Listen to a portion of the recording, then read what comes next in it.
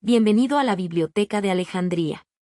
Hoy abrimos, con reverencia y curiosidad, el tercer trabajo, El camino hacia las Hespérides, ese jardín remoto donde maduran, más que frutos, promesas de conciencia. Los antiguos lo sitúan en el extremo occidental del mundo, los sabios nos sugieren que está más cerca, en el borde de nuestras decisiones. ¿Qué es, después de todo, una manzana de oro? Un símbolo de claridad, una certeza ganada, un acto de amor lúcido. Hércules peregrina hacia el límite, nosotros, hacia el borde de nosotros mismos. El maestro tibetano, Aloysius Bailey, nos advierte, no es el objeto lo que redime al héroe, sino la cualidad que despierta en el intento. Daniel Goleman llamaría a eso alfabetización emocional, Nietzsche, transvaloración de los valores, Foucault, una práctica de sí. 3 acentos para una misma meta. Cultivar la libertad interior en tiempos de ruido, algoritmos y espejismos.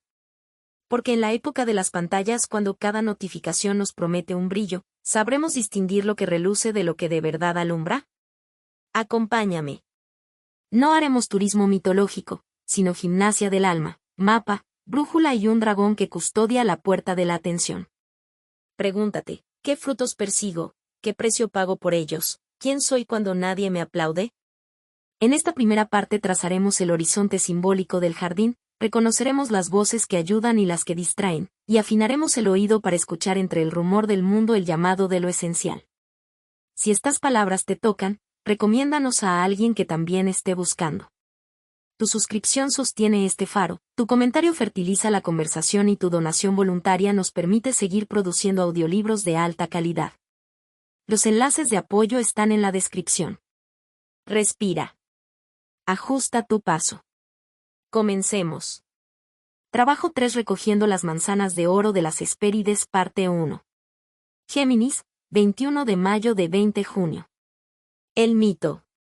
El gran presidente, dentro de la cámara del concilio del Señor, había vigilado los trabajos del Hijo del Hombre que es un Hijo de Dios. Y el Maestro vieron el tercer gran portal, abierto ante el Hijo del Hombre, descubriendo una nueva oportunidad para andar el camino. Ellos advirtieron cómo el trabajador apareció y se preparó para emprender su tarea. Ordeno que cuiden el árbol sagrado. Que Hércules desarrolle el poder de buscar sin desmayo, decepción o demasiada presteza. Que se le exija ahora perseverancia. Ha cumplido bien hasta ahora. Y así salió la orden. Lejos, en una región distante, crecía el árbol sagrado, el árbol de la sabiduría, y en él crecían las manzanas de oro de las Hespérides. La fama de estas dulces frutas había llegado a tierras distantes, y todos los hijos de los hombres, quienes se sabían que eran asimismo los hijos de Dios, las deseaban. Hércules también sabía de esas frutas, y cuando salió la orden de buscarlas buscó al maestro, preguntándole el camino para ir y encontrar el árbol sagrado y recoger las manzanas. Dime el camino, oh maestro de mi alma. Yo busco las manzanas y las necesito rápidamente para mi provecho. Muéstrame el camino más rápido y yo iré. No es así, hijo mío, replicó el maestro, el camino es largo. Solo 2 cosas te confiaré, y luego a ti te corresponderá probar la verdad de lo que digo. Recuerda que el árbol sagrado está bien custodiado. 3 hermosas doncellas aprecian el árbol protegiendo bien su fruto. Un dragón de 100 cabezas protege a las doncellas y al árbol. Guárdate bien de la fuerza demasiado grande para ti, de los engaños demasiado sutiles para tu comprensión. Vigila bien. La segunda cosa que te diría es que tu búsqueda te llevará donde te encontrarás con 5 grandes pruebas en el camino. Cada una te proporcionará el ámbito para la sabiduría, la comprensión, la destreza y la oportunidad. Vigila bien. Me temo, hijo mío, que tú fracasarás en reconocer estos puntos sobre el camino. Pero solo el tiempo lo mostrará, Dios te acompaña en tu búsqueda. Con confianza, porque pretendía el éxito no el fracaso, Hércules salió al camino, seguro de sí mismo, de su sabiduría y fuerza. Pasó a través del tercer portal, yendo rectamente al norte. Anduvo por toda la tierra buscando el árbol sagrado, pero no lo encontró. A todos los hombres que vio les preguntó, pero ninguno le pudo conducir a él, nadie conocía el lugar. El tiempo pasó, no obstante, buscaba todavía de lugar en lugar y volviendo muchas veces sobre sus pasos hacia el tercer portal, Triste y desanimado, buscaba, por doquier. El maestro, vigilando desde lejos, envió a Nereo para ver si podía ayudar. Este, vino repetidas veces en forma variable y con diferentes palabras de verdad, pero Hércules no respondía, ni sabía que el mensajero era para él. Aunque era hábil con la palabra y sabio con la profunda sabiduría de un hijo de Dios, Nereo fracasó, pues Hércules estaba ciego. No reconoció la ayuda tan sutilmente brindada. Presentado de nuevo al fin con tristeza al maestro, Nereo habló del fracaso. La primera de las 5 pruebas menores ha pasado, respondió el maestro, y el fracaso caracteriza esta etapa. Que Hércules prosiga. No encontrando el árbol sagrado en el camino del norte, Hércules volvió hacia el sur y en el lugar de la oscuridad continuó con la búsqueda. Al principio soñó con un éxito rápido, pero Anteo, la serpiente, le encontró en ese camino y luchó con él, venciéndole en todas las ocasiones. Ella custodia el árbol, dijo Hércules, esto se me dijo, el árbol debe estar muy cerca de ella, debo acabar con su guardián y así, destruyéndolo, abatir el árbol y coger el fruto. Sin embargo, a pesar de luchar con mucha fuerza, no triunfó. ¿Dónde está mi falta?, dijo Hércules. ¿Por qué Anteo puede vencerme? Si aun cuando niño yo destrocé una serpiente en mi cuna. Con mis propias manos la estrangulé. ¿Por qué fracasó ahora? Luchando nuevamente con todo su poder, asió la serpiente con ambas manos, elevándola en el aire y alejándole del suelo. He aquí la hazaña fue hecha. Anteo, vencido, dijo, yo vengo otra vez con diferente apariencia en el 8º portal. Prepárate de nuevo para luchar.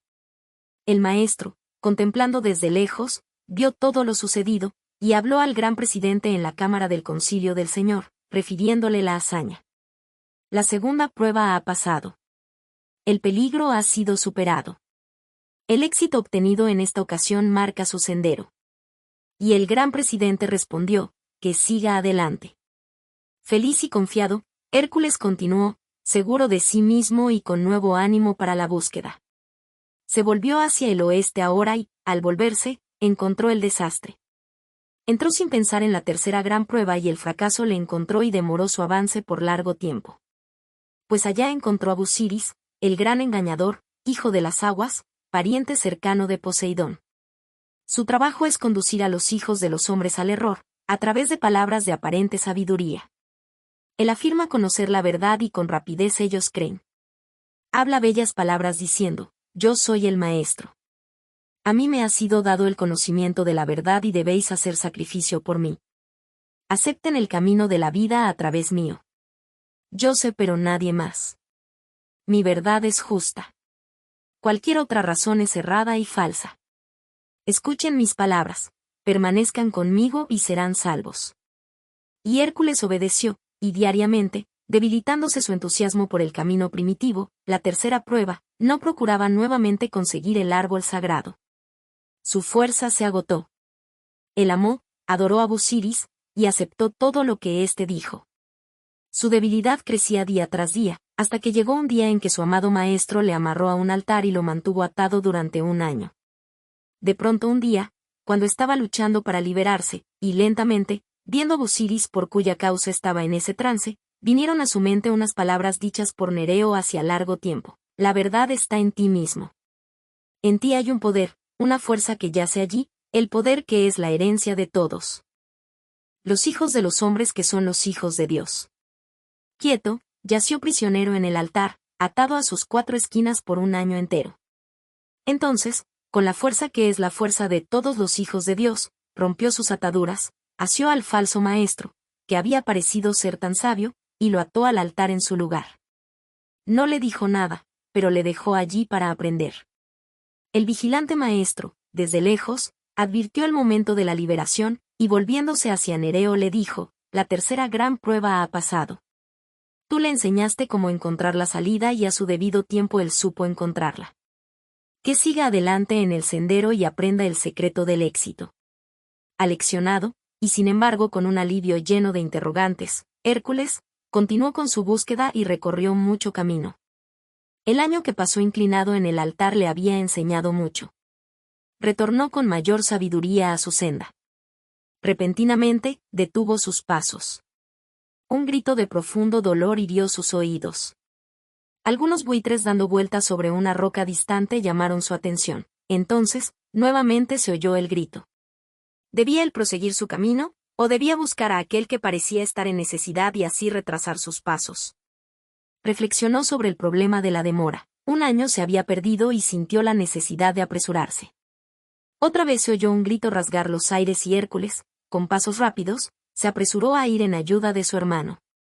Encontró a Prometeo encadenado a una roca, sufriendo horribles agonías de dolor, causado por los buitres que picoteaban su hígado, matándolo así poco a poco.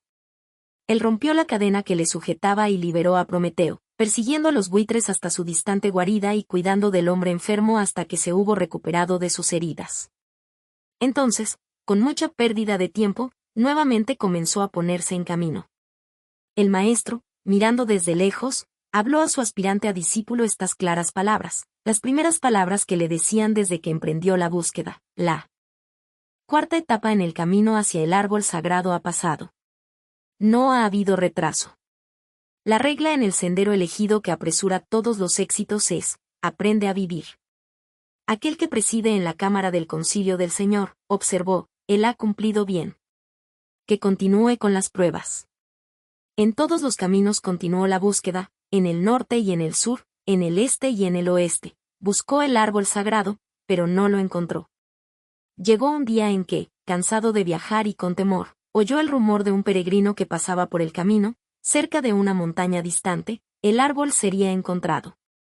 La primera verdadera afirmación que se le daba hasta ahora. Por lo tanto, volvió sus pies hacia las altas montañas del este y en brillante y soleado día, vio el objeto de su búsqueda y apresuró entonces sus pasos. Ahora tocaré el árbol sagrado, gritó en su alegría, venceré al dragón que le custodia, veré las hermosas doncellas de grande fama, y cogeré las manzanas. Pero, nuevamente, fue retenido por sentimiento de profunda pena. Atlas le hacía frente, tambaleante bajo la carga de los mundos sobre su espalda. Su rostro estaba marcado por el sufrimiento, sus miembros curvados por el dolor, sus ojos cerrados por la agonía. Él no pedía ayuda, no vio a Hércules sino que permaneció encorvado por el dolor, por el peso de los mundos. Hércules, temblando, observó y estimó la medida de la carga y el dolor. Olvidó su búsqueda. El árbol sagrado y las manzanas desaparecieron de su mente, solo buscó ayuda al gigante, y eso sin tardanza. Se arrojó hacia adelante y ansiosamente quitó la carga de los hombros de su hermano levantándola sobre su propia espalda, echándose a los hombros la carga de los mundos. Cerró sus ojos, asegurándose con esfuerzo, y he aquí, la carga rodó, y él se halló libre, y también Atlas. Delante de él estaba parado el gigante y en su mano sostenía las manzanas de oro, ofreciéndolas, con amor, a Hércules. La búsqueda había terminado. Las tres hermanas sostenían aún más manzanas de oro, y lo instaban también a recibirlas en sus manos, y Eglé, esa hermosa doncella que es la gloria del sol poniente, le dijo, poniendo una manzana en su mano, el camino hacia nosotras está siempre marcado por el servicio. Actos de amor son hitos en el camino. Luego Eritella, que cuida la puerta que todos debemos pasar ante el grande que preside, le dio una manzana, y en su costado, con luz, estaba escrita la dorada palabra servicio. Recuerda esto, dijo, no lo olvides. Y finalmente llegó Hesperis, la maravilla de la estrella vespertina, y le dijo con claridad y amor, sal y sirve, y anda por el camino de todos los servidores del mundo, de aquí en adelante y por siempre jamás. Entonces yo restituí estas manzanas para aquellos que siguen la misma ruta, dijo Hércules, y regresó de donde vino. Entonces se paró ante el maestro y rindió debida cuenta de todo lo que había acontecido. El maestro le expresó su regocijo y luego, señalando con el dedo, indicó el cuarto portal y le dijo, pasa a través de ese portal. Captura la gama y entra una vez más en el lugar sagrado. El tibetano. La naturaleza de la prueba. Llegamos ahora al tercer trabajo, en el signo de Géminis, concerniente al trabajo activo del aspirante en el plano físico, a medida que llega a una comprensión de sí mismo. Antes que este trabajo activo sea posible, debe haber un ciclo de pensamiento interior y anhelo místico, el esfuerzo tras la visión y un proceso subjetivo continuado, tal vez por muy largo tiempo, antes de que el hombre en el plano físico realmente empiece el trabajo de unificar alma y cuerpo. Este es el tema de este trabajo. Es en este plano físico de la realización, y en el trabajo de ganar las manzanas de oro de la sabiduría, que la verdadera prueba de la sinceridad del aspirante tiene lugar. Un anhelo de ser bueno, un profundo deseo de indagar los hechos de la vida espiritual, esfuerzos tendientes a la autodisciplina, a la oración y la meditación, preceden casi inevitablemente a este verdadero y constante esfuerzo. El visionario debe volverse un hombre de acción. El deseo tiene que ser llevado al mundo de la consumación, y aquí yace la prueba de Géminis. El plano físico es el lugar donde se gana la experiencia y donde las causas, iniciadas en el mundo del esfuerzo mental, deben manifestarse y lograr objetividad.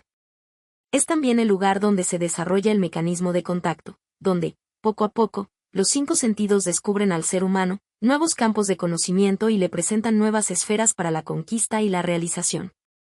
Es el lugar, por consiguiente, donde se logra el conocimiento, y donde ese conocimiento debe ser transmutado en sabiduría. El conocimiento, nosotros sabemos, es la búsqueda del significado, mientras que la sabiduría es la omnisciencia del conocimiento sintético del alma. Sin la comprensión en la aplicación del conocimiento, nosotros sucumbimos, pues la comprensión es la aplicación del conocimiento a la luz de la sabiduría, a los problemas de la vida y al logro de la meta.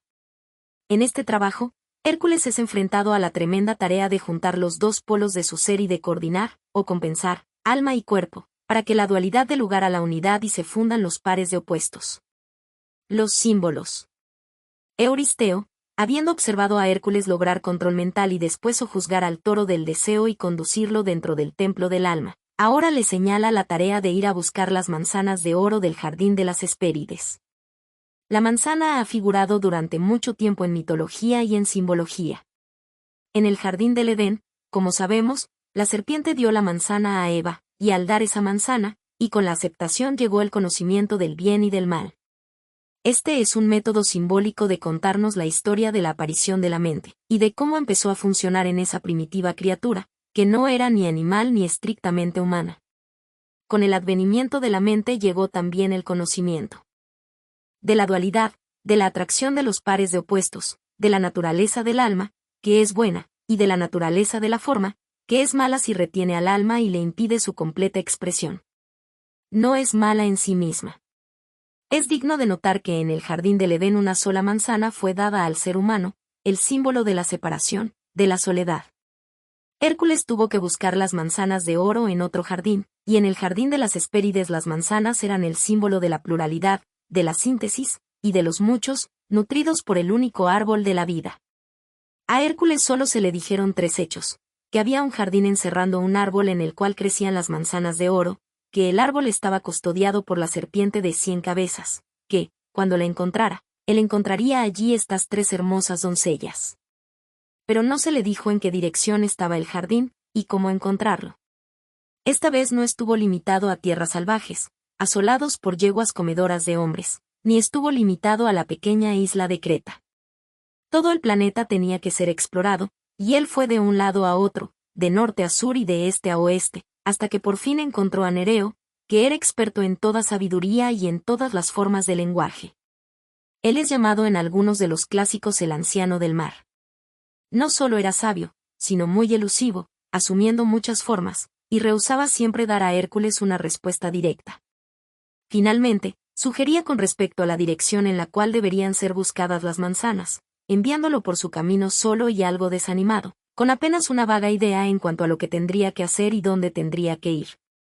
Todo lo que él sabía era que tenía que volver hacia el sur, un símbolo de retroceder en el mando, el polo opuesto del espíritu. Apenas había hecho esto encontró la serpiente con quien tuvo que luchar. En su búsqueda de las manzanas de oro en el plano físico, Hércules tenía que vencer, como lo hacen todos los discípulos, el espejismo y la ilusión, pues en el desarrollo de la aspiración espiritual, el discípulo es muy propenso a caer en el astralismo y el psiquismo inferior, en una forma y otra. A medida que Hércules luchaba con la serpiente, encontró que no podía vencerla hasta que descubrió que solo eran invencible mientras estaba en contacto con la tierra. Simplemente tan pronto como Hércules levantó la serpiente, Anteo, en el aire, ésta se volvió completamente débil e incapaz de derrotarle. Géminis es un signo de aire, un signo cambiante o común. El espejismo está siempre cambiando, tomando siempre una u otra forma. Atañe a la apariencia y no a la realidad, y la tierra se mantiene por las apariencias. Habiendo vencido a la serpiente que se erguía en su camino, Hércules continuó con su búsqueda. Su próximo encuentro fue con el espejismo en otra forma.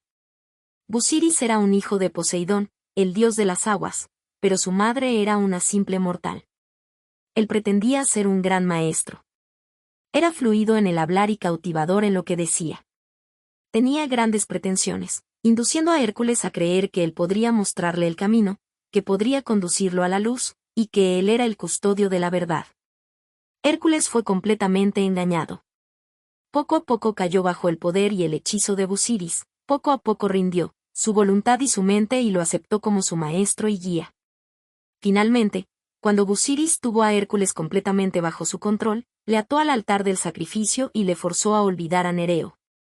El mito relata que Hércules eventualmente se liberó y reanudó su búsqueda, amarrando a Busiris al altar sobre el cual él mismo había yacido.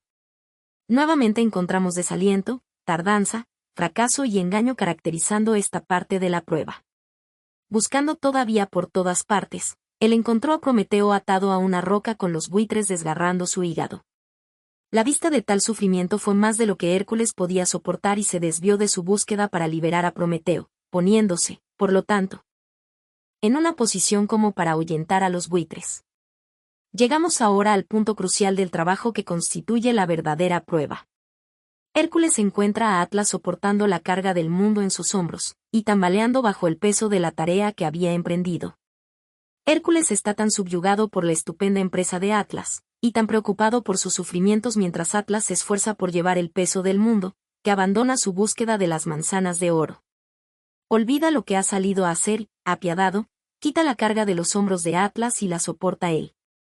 Entonces, se nos dice en el maravilloso final de la historia, que Atlas, libre de su carga, va al jardín de las Hespérides, arranca las manzanas de oro sin ningún impedimento u obstáculo de parte de la serpiente de 100 cabezas, con la ayuda entusiasta de las 3 hermosas doncellas, y lleva las manzanas a Hércules, que ahora también permanece libre, a pesar de todos los obstáculos e impedimentos, desviaciones debidas al espejismo y la ilusión. A pesar de los fracasos y la extensión de tiempo que a él le ha tomado para llegar a la sabiduría, Hércules obtiene las manzanas de oro. Reparar en que el opuesto, o el signo consumado, de Géminis, es el de Sagitario, el arquero, que da en el blanco y se dirige sin impedimentos hacia la meta, no hay desviaciones ni fracaso. Solo hay un constante ir hacia adelante. Trabajo 3 recogiendo las manzanas de oro de las Hespérides parte 2. Géminis, 21 mayo al 20 junio. El campo del trabajo. Géminis tiene en ella 2 estrellas, llamadas por los griegos, Cástor y Pólux, o los gemelos. Estas personifican a 2 grupos mayores de estrellas, las 7 Pléyades, y las 7 estrellas de la Osa Mayor, que son las 2 constelaciones en el norte alrededor de las cuales nuestro universo parece girar. Una estrella representa cada constelación.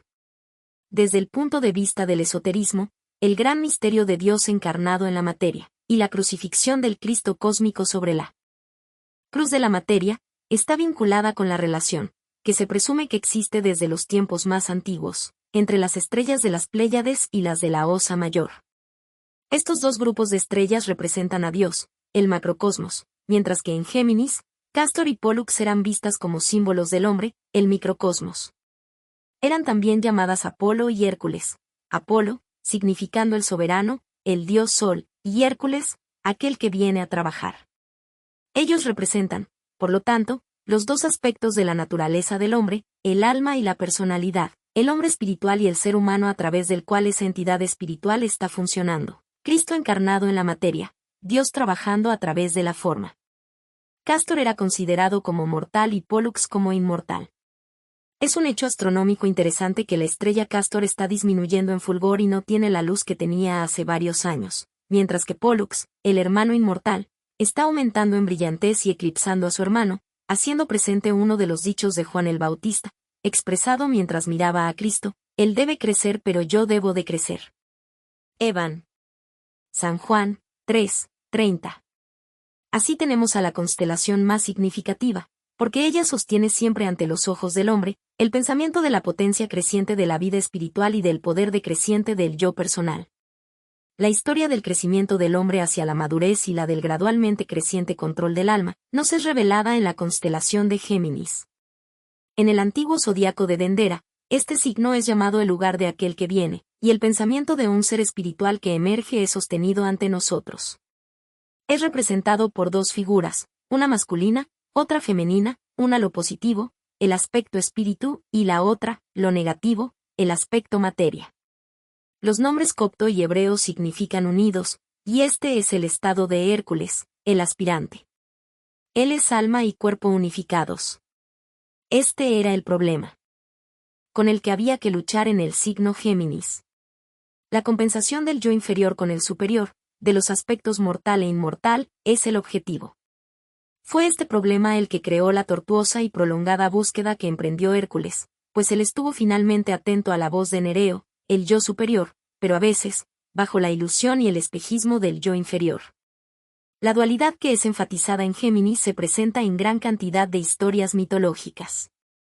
Nos encontramos de nuevo a los mismos hermanos en Rómulo y Remo, por ejemplo, y en Caín y Abel, un hermano muriendo y el otro viviendo.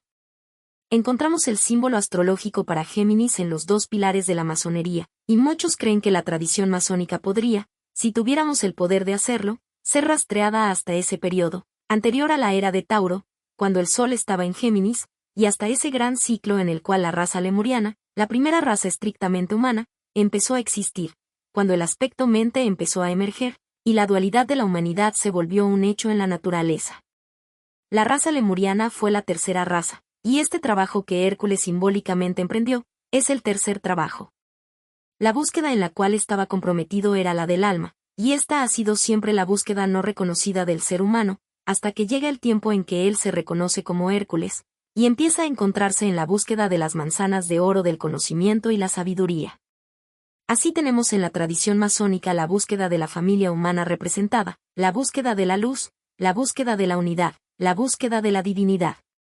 Y de esta manera los dos pilares, Boaz y Hachim, permanecen como los emblemas de esa dualidad. En China se habla de Castor y Pollux como de los dos dioses de la puerta, mostrando el tremendo poder que el dios de la materia puede asumir, y también la potencia de la divinidad. Géminis es predominantemente el signo del intelecto y tiene un efecto peculiarmente vital en nuestra raza aria. En esta raza la facultad de la mente y del intelecto han sido firmemente desarrolladas. Géminis, por lo tanto, tiene influencia en tres divisiones que conciernen a las relaciones humanas. Primero, gobierna toda la educación. Se ocupa del conocimiento, de las ciencias, y coloca el fundamento para la sabiduría. Un educador ha dicho que la finalidad última de la educación es la adquisición del conocimiento para recibir la revelación superior. El que no es inteligente puede recibirla, pero no puede interpretarla. En este trabajo, Hércules recibe una revelación sobresaliente y en las 5 etapas de su búsqueda su educación es constantemente estimulada. El regente exotérico de Géminis y del primer decanato es Mercurio, pues, como Alan Leo nos dice, Mercurio en el mundo exterior significa escuelas, colegios, y todos los lugares donde se enseña y se aprende, instituciones científicas y literarias.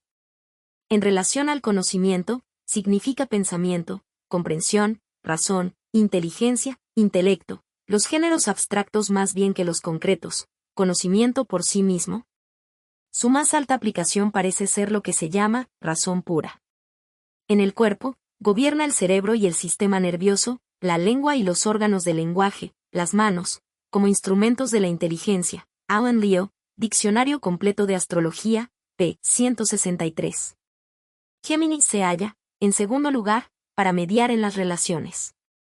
Gobierna, por consiguiente, el lenguaje, el intercambio o intercomunicación y el comercio.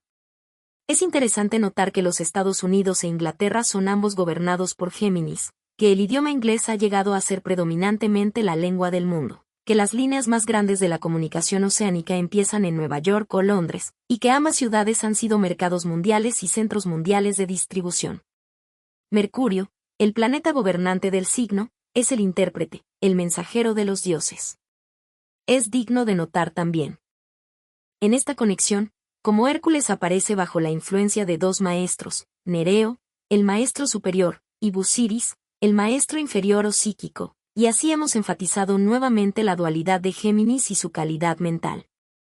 Cuando este signo está en evidencia como lo está ahora, siendo un poderoso signo inconstante, inaugura muchos cambios, ideas nuevas inundan el mundo, nuevos impulsos hacen sentir su presencia. Emergen nuevas y no desarrolladas líneas de acercamiento a la verdad espiritual, y muchos maestros aparecerán por todas partes para ayudar a conducir a la raza a un nuevo estado de conocimiento espiritual.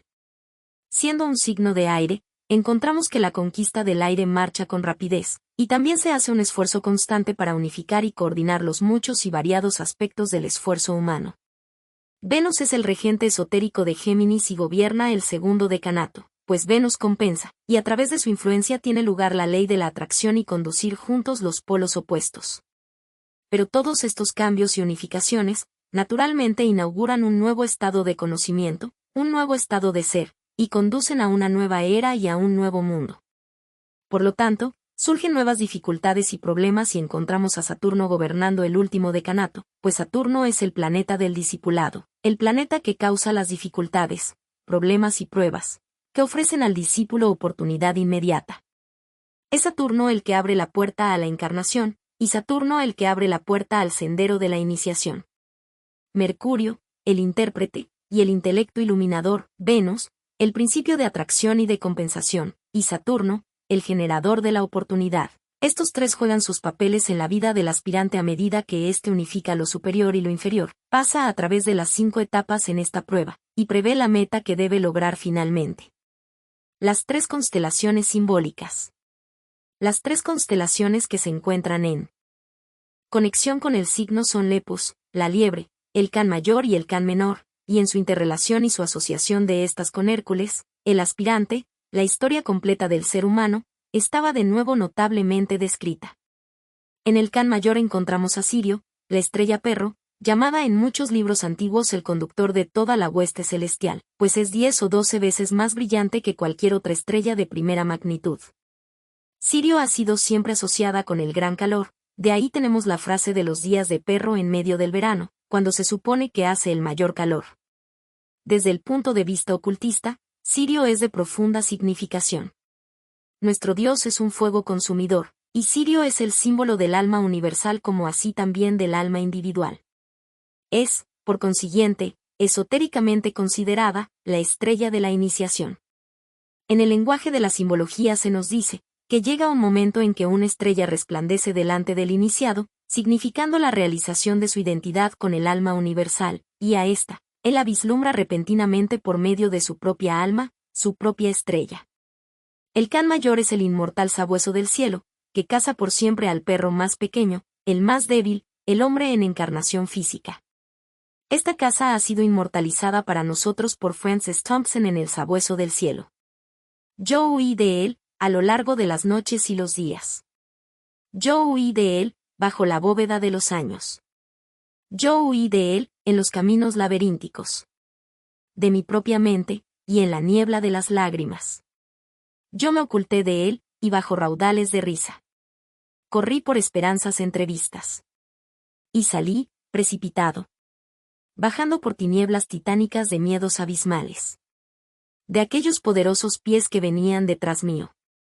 En el zodiaco de Dendera, esta estrella es llamada Simios, la cabeza.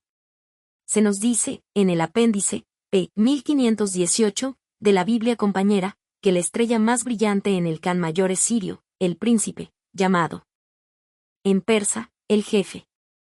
Hay otras 3 estrellas en la misma constelación, una llamada el anunciador, otra la resplandeciente, y la tercera la gloriosa. Todas estas frases ponen de relieve la magnificencia del Can mayor, esotéricamente, la maravilla y la gloria del yo superior. En el Can menor, el más débil, el mismo escrito nos relata que el nombre de la estrella más brillante significa redentor, que la que le sigue en brillo es el portador de la carga o el que soporta por los demás. Tenemos, por consiguiente, en el significado de estos 2 nombres, una representación de Hércules, a medida que logra su propia salvación y mientras soporta la gran carga de Atlas y aprende el significado del servicio. Lepus, la fiebre, asociada con estas 2 constelaciones, contiene una estrella del más intenso color carmesí, casi como una gota de sangre. El rojo es siempre el símbolo del deseo por las cosas materiales. En el zodiaco de Dendera, el nombre dado es Bastibeki, que significa caída maldita. Aratus, escribiendo cerca de 250 años hace, habla de Lepus como siendo eternamente perseguida, y es interesante notar que los nombres hebreos de algunas de las estrellas encontradas en esta constelación significan el enemigo de aquel que viene, que es el significado del nombre de la estrella más brillante, Arneb, mientras que otras 3 estrellas tienen nombres que significan el loco, el amarrado, el engañador. Todas estas palabras son características del yo inferior perseguido eternamente por el yo superior, el alma humana perseguida por el sabueso del cielo. Cuando miramos los cielos estrellados en la noche y ubicamos a Sirio, la estrella perro, la historia de nuestro pasado, presente y futuro está dramáticamente representada. Tenemos la historia de nuestro pasado en Lepus, la liebre, de pies veloces, engañada, loca, amarrada a la rueda de la vida, identificada con el aspecto materia, y siempre la enemiga del príncipe que viene. En el Can menor, tenemos la historia del aspirante, de nuestra suerte presente. Morando dentro nuestro está el gobernante interior, la divinidad oculta, el Redentor. Nosotros salimos victoriosos y a triunfar, pero tenemos que hacerlo como el discípulo agobiado, soportando por otros y sirviendo.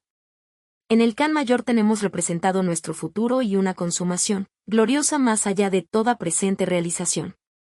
Si todas las religiones y escrituras del mundo se perdieran y no nos quedara nada excepto los cielos estrellados, con la historia del zodiaco y el significado de los nombres de las diversas estrellas que se encuentran en las diferentes constelaciones, podríamos seguir las huellas de la historia del hombre, recobrar el conocimiento de nuestra meta y aprender el modo de su realización. La lección del trabajo. El total de esta historia significa realmente la lección que es la primera que todos los aspirantes tienen que dominar, y la que es imposible aprender, hasta que se haya pasado por las pruebas en Aries y en Tauro. Entonces, en el plano físico, en el campo del cerebro y en su estado de conciencia despierta, el discípulo tiene que registrar contactos con el alma y reconocer sus cualidades. Él no debe ser más el místico visionario, sino que debe agregar a la realización mística el conocimiento oculto de la realidad. Esto es olvidado a menudo por los aspirantes. Ellos descansan contentos con la aspiración, con la visión de la meta celestial.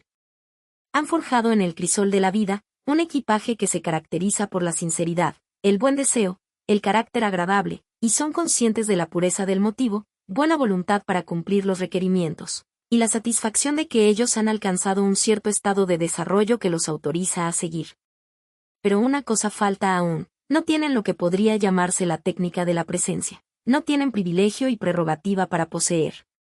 Ellos creen en la realidad del alma, en la posibilidad de la perfección, en el sendero que debe ser hollado, pero la creencia no ha sido todavía transmutada en conocimiento del reino espiritual. Y no saben cómo lograr su meta. Por lo tanto, como lo hizo Hércules, emprenden la quíntuple búsqueda. La primera etapa de la búsqueda está llena de estímulo para ellos, habiendo sido capaces de reconocer el acontecimiento. Como Hércules, se encuentran con Nereo, el símbolo del yo superior, y más tarde en la historia del discípulo, él es el símbolo del maestro que enseña. Una vez puestos en contacto, especialmente en las primitivas etapas de la búsqueda, el yo superior se manifestará como un destello de iluminación y de aquí, ha desaparecido, como una repentina comprensión de la verdad, tan elusiva, huidiza, que al principio el discípulo no puede asirla. Como una sugerencia que se deja caer en el estado consciente en momentos de una concentrada atención, cuando la mente se mantiene firme y las emociones temporalmente cesan de controlar. En el caso de un discípulo más avanzado que ha establecido contacto con su alma y que, por consiguiente, se puede suponer que está listo para recibir instrucción de uno de los grandes maestros de la raza, se encontrará que el maestro trabaja exactamente como lo hizo Nereo. No se puede entrar siempre en contacto con él, y solo ocasionalmente el discípulo entra en comunicación con él. Cuando lo hace, no necesita esperar felicitaciones por su magnífico progreso, ni encontrará una cuidadosa explicación de su problema, ni el prolijo diseño del trabajo que deberá hacer. El maestro dará una sugerencia y desaparecerá. Hará una insinuación y no dirá más. Corresponde al discípulo actuar lo mejor que pueda y llevar hasta el fin la sugerencia, la cual él deberá juzgar si es sabia. Muchos ocultistas bien intencionados lo conducirían a uno a creer que los maestros de sabiduría se toman un interés personal con ellos, que los sobrecargados guías de la raza no tienen mejor ocupación que decirles personalmente cómo vivir, cómo resolver sus problemas, y cómo, minuciosamente, guiar sus empresas. Me gustaría aquí registrar mi protesta contra cualquier intento de rebajar el trabajo de los grandes. Las razones por las cuales Nereo, el maestro, es elusivo y no da sino un destello de pensamiento o de momentánea atención al aspirante, son dos. Primero, el aspirante individual no es de interés personal para el maestro hasta que ha llegado el punto en su evolución en que está en tan estrecha relación con su alma, que llega a ser un servidor magnético en el mundo. Entonces, y solo entonces, le será beneficioso al maestro enviarle un pensamiento, y darle una sugerencia. Entonces, a medida que esas sugerencias son seguidas, él puede darle más, pero, y este es el punto que debe ser enfatizado, solo en conexión con el trabajo que debe hacer en el campo del servicio del mundo. Los aspirantes necesitan recordar que ellos llegan a ser maestros solo dominando, y que se nos enseña a ser maestros y se nos lleva a la posición de miembro en el grupo de servidores del mundo, a través de los esfuerzos de nuestra propia alma. Esa alma es un divino Hijo de Dios, omnisciente y omnipotente. A medida que el gemelo inmortal aumenta en poder y esplendor, el hermano mortal disminuye. Segundo, los cuerpos físicos de los aspirantes no están en condición de soportar la elevada vibración de aquel que se ha realizado. El cuerpo sería destrozado y el cerebro sería sometido a demasiado esfuerzo, si uno de los maestros hiciera constante contacto con un discípulo, antes de que él hubiera aún aprendido a conocer a Nereo como el símbolo de su propio yo superior. Cuando por nuestros propios esfuerzos estemos empezando a vivir como almas, y cuando por nuestro propio autoiniciado empeño estemos aprendiendo a servir y a ser canales de energía espiritual, entonces conoceremos a Nereo más íntimamente, y entonces, casi inevitablemente, nuestro conocimiento del trabajo que los grandes tienen que hacer, será tan vital y tan real, que renunciaremos a nuestro propio deseo por el contacto y buscaremos solo levantar la carga que ellos llevan.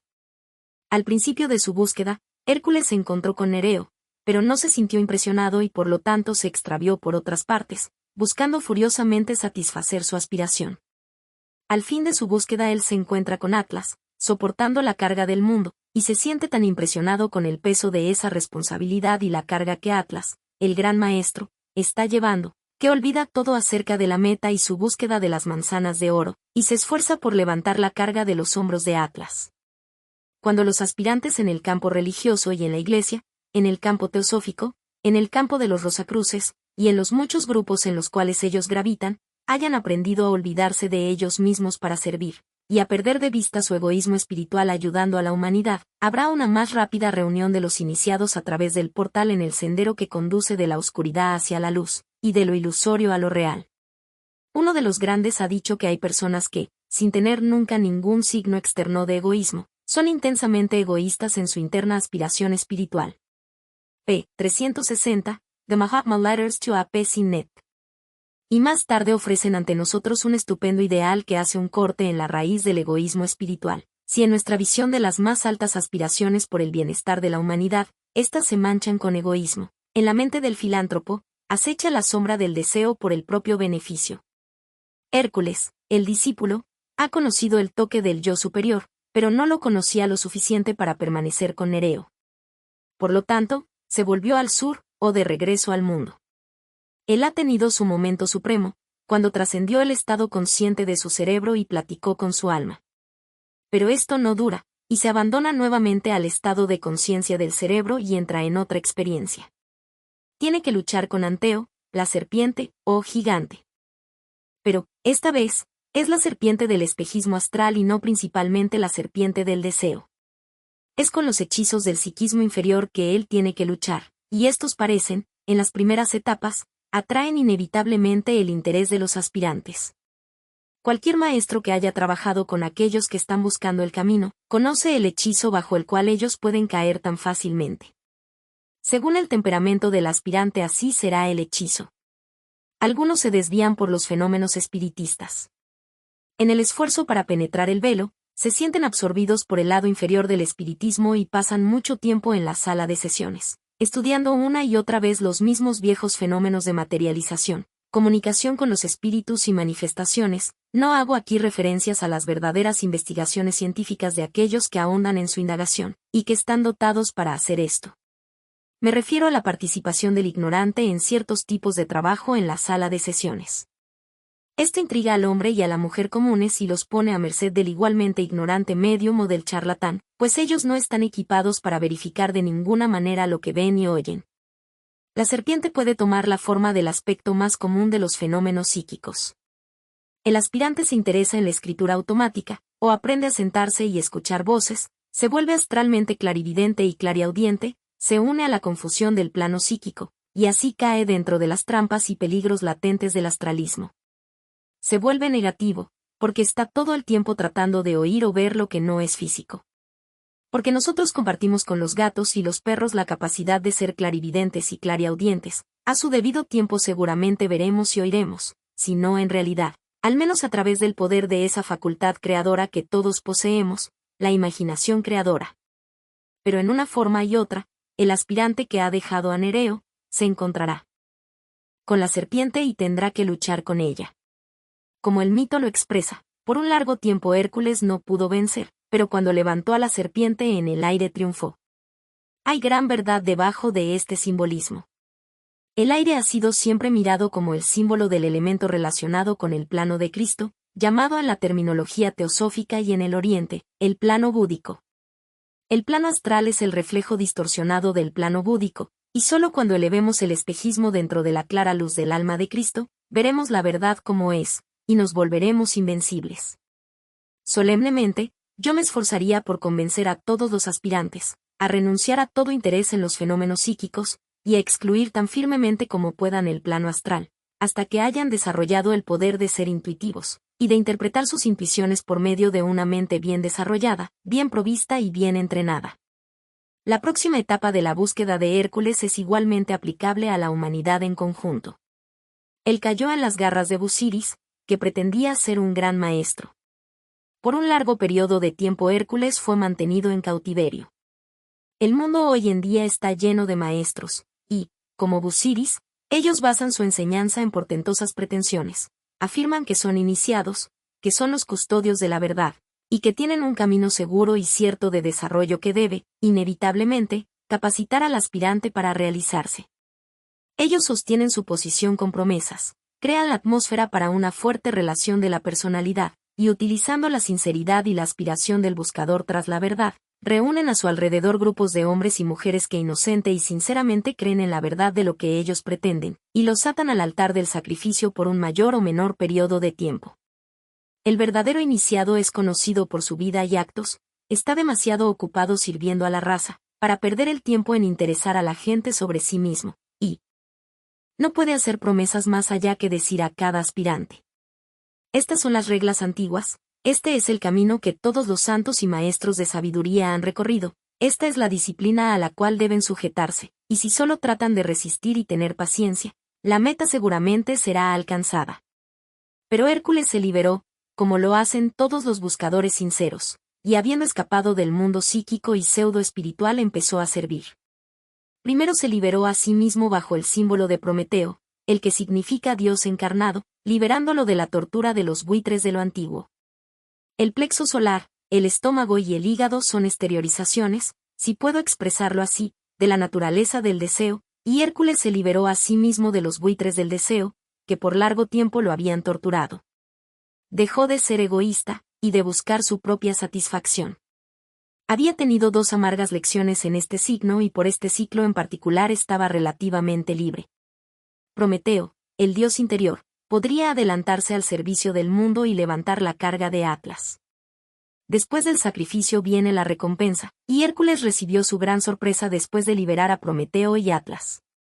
Habiendo abandonado su búsqueda para ayudar al mundo, Atlas fue en su lugar al jardín y le trajo las manzanas de oro, poniéndole en contacto con las 3 hermosas doncellas, los 3 aspectos del alma. Al principio de su trabajo él se pone en contacto con su alma como Nereo, al final de su trabajo, habiendo superado muchos espejismos logra una visión grandemente acrecentada de su alma y la ve en sus 3 aspectos, cada uno, conteniendo en sí, la potencia de los 3 principios de la divinidad. Egle simboliza la gloria de la vida y el esplendor del sol poniente, la magnificencia de la manifestación en el plano físico. Ella le da una manzana a Hércules, diciendo, el camino hacia nosotros es, siempre, a través de actos de amor. Eritena cuida la puerta, el alma, que está siempre abierta. por amor sabiduría, y le da a Hércules una manzana marcada con la palabra dorada servicio. Hesperis, la estrella vespertina, la estrella de la iniciación, representa la voluntad. Ella le dice a Hércules, recorre el camino. Cuerpo, alma y espíritu, inteligencia, amor y voluntad, avistados y contactados por el aspirante desinteresado a través del servicio. Hasta aquí, el umbral. Hemos visto que las manzanas de oro no se arrancan con prisa, sino con presencia, que el jardín no es un lugar, es un estado, que el dragón que vigila también habita nuestras dudas, nuestros impulsos y nuestro miedo al silencio.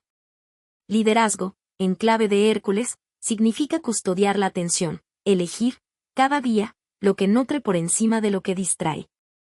En la siguiente entrega avanzaremos del mapa al movimiento, cómo pedir ayuda sin perder autonomía, cómo negociar con la tentación de los atajos, cómo volver de la búsqueda con frutos que compartan luz y no solo brillo.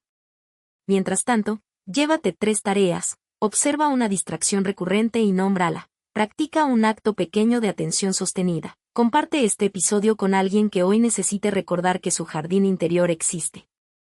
Si valoras este trabajo, ayúdanos a llegar más lejos, suscríbete, activa la campana, deja un comentario con tu principal hallazgo y considera una donación. En la descripción encontrarás las opciones.